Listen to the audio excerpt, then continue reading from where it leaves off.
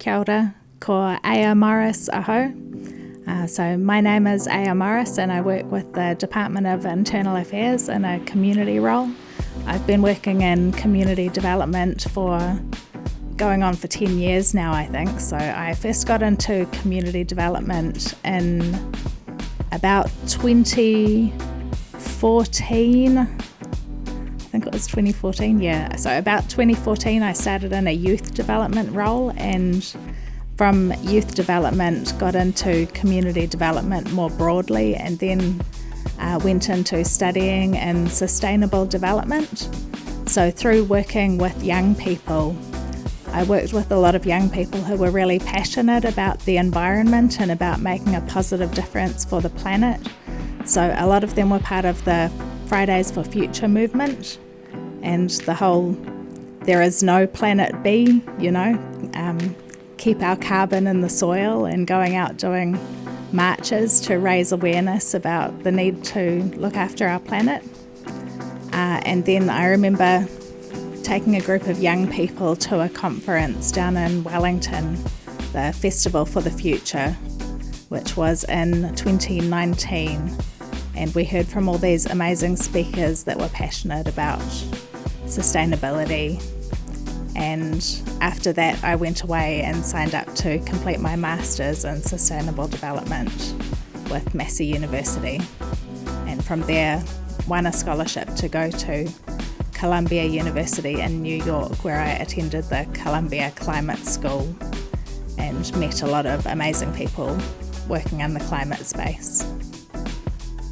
While I was working in New York, we were working with the communities who were affected by a project called the New York-New Jersey Harbour and Tributaries study. So they were studying the New York coastline to figure out what they needed to change to make it safer for the communities. So that really resonated with me, thinking about our communities here in Aotearoa, where the communities who are living on the water's edge in a lot of the areas in the Tai Tokerau region are our Māori communities. So we've got a lot of marae that are right by the water because, of course, in the old days you paddled your waka to where you were going. So we have all these marae that are next to coastal freshwater waterways that come out onto the beach. And a lot of those communities are going to be hit really hard as the sea levels start rising and the coastal roads get washed away, and buildings need to be moved or strengthened to be able to stand up to the storms and the floods that will be coming in the future. I read an article about maybe a year or two ago. It was an RNZ article, and they'd looked at the number of marae that are coastal in different regions around Aotearoa. And when we looked at Tai Tokerau, there were 61 marae that were deemed to be coastally located in Tai Tokerau across a range of different iwi in the area. And it just highlighted, because it was the region with the most coastal marae in all of Aotearoa, that we have a really long coastline in the Tai Tokerau area, especially up here in Te Hekua Te Ika, the tail of the fish, So the peninsula goes all the way up to Te Rerenga Wairua, and then across on the other side, you come down and you have all the different harbours, the Paringarenga Harbour over on the east, and then Pukenui, and then down into Whangaroa and the Bay of Islands and the Doubtless Bay area. And all of those areas have coastal marae that are at risk from future climate change and rising sea levels. And the resource that we have available to work with those marae is limited, So it's a case of being able to work with the people who are the most ready. And we've seen some good progress in areas, like the people in the Kaio area. The Karangahape meeting house was recently opened after a project that the local hapu had done, where they'd moved to a area of their marae site that was higher ground, So they've got this beautiful new purpose-built facility, and that was a journey of years getting all the funding for those local people. So I guess it's needing to do a whole lot of planning and thinking about the future and planning ahead and figuring out where there might be to move to or what might be done to make marae more resilient.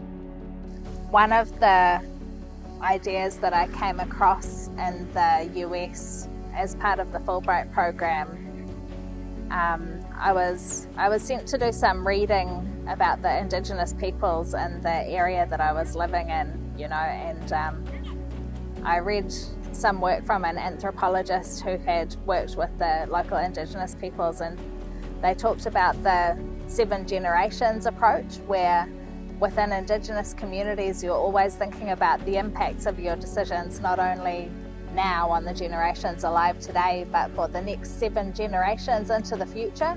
And if you're not planning ahead for those next 7 generations, then you're failing to plan, and then you're planning to fail, So it's what we talk about here, mokopuna decisions, making decisions for the mokopuna of the future instead of making decisions just for the people who are alive today.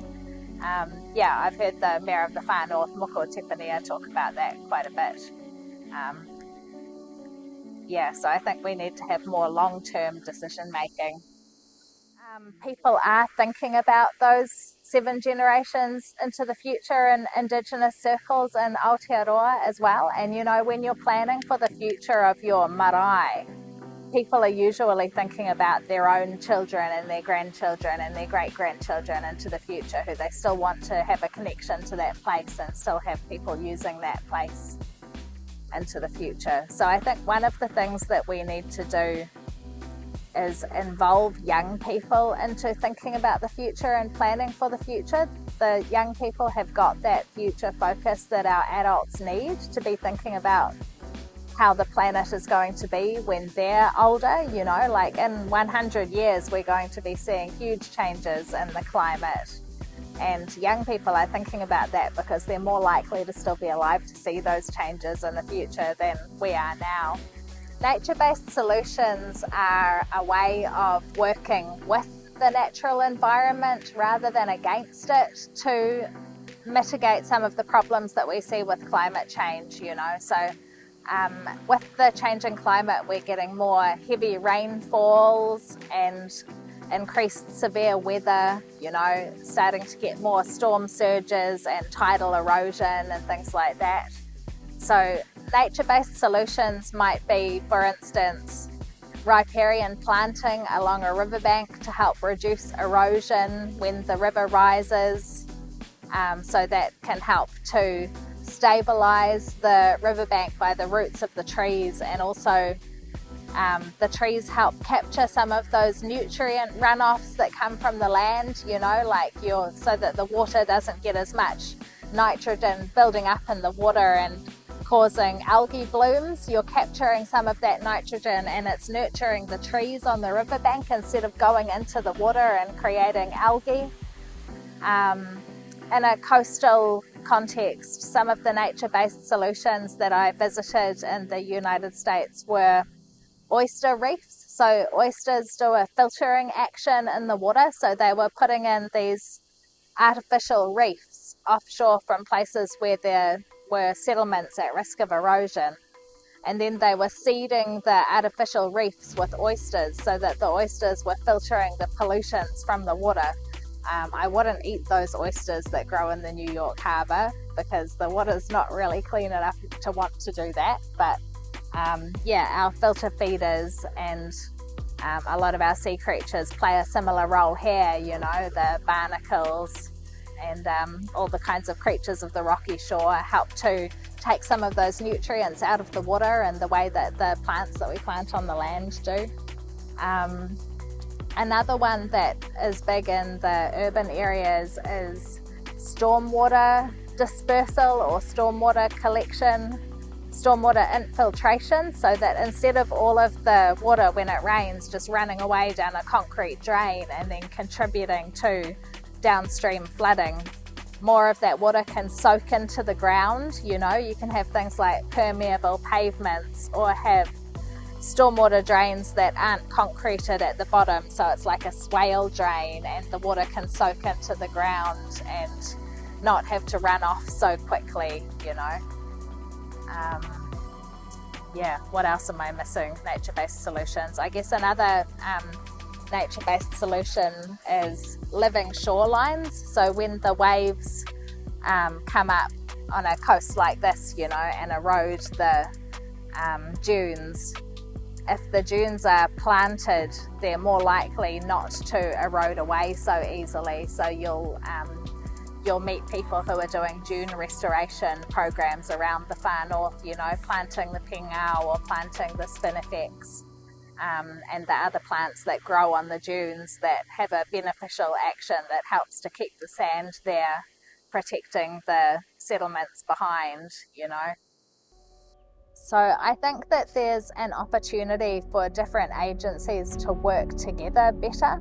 So sometimes we have different agencies conducting different planning processes, you know, like for instance, there might be a new bridge being built and a big roading project being done, but at the same time there might be a need to create better communications infrastructure, and that project could have been done collaboratively with the other to make it cheaper and easier and minimize disruption for the community when two different lots of works are going on which could have been planned together, you know. And what else is there? There's sort of like how we resource this work, you know, like can different agencies that have budgets that are targeted towards building resilience for the future, can they work together and pool their resources for collective impact, you know? The planning, when there's long-term planning being done, like councils do a lot of this long-term planning stuff, but are they effectively engaging with other partners in the community so that they can have their say and integrate it into the same plan, you know? We need to make good decisions now for the future, and sometimes that might mean that our decision making needs to take a bit longer so that we can consider all elements of a decision and make the right decision. Yeah.